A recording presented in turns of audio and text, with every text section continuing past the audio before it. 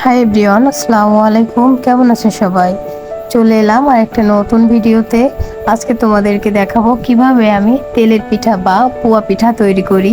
তো ফার্স্টে আমি নিয়ে নিচ্ছি পানি, আর নিয়ে নিলাম স্বাদ মতো চিনি আর পরিমাণ মতো লবণ।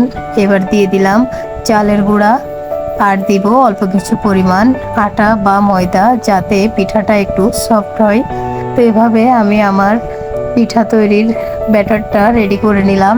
এখন আমি চলে যাচ্ছি পিঠা ভাজতে। দেখো তোমরা, আমি পিঠাগুলো ভেজে তোমাদের দেখাবো পিঠাগুলো কত সুন্দর ফুলে ওঠে। দেখো, এভাবে করে আমি আস্তে আস্তে সবগুলো পিঠা ভেজে নিব, তারপর তোমাদের দেখাবো টোটাল কতগুলো পিঠা আমি বানালাম আজকে। এই যে দেখো, এই পিঠাগুলো আমি বানিয়েছি। তোমাদের কার কার পোয়া পিঠা বা তেলের পিঠা ভালো লাগে কমেন্টসে অবশ্যই জানাবে। কিন্তু ভালো থেকো সবাই, দেখা হবে নতুন ভিডিওতে। আল্লাহ হাফেজ।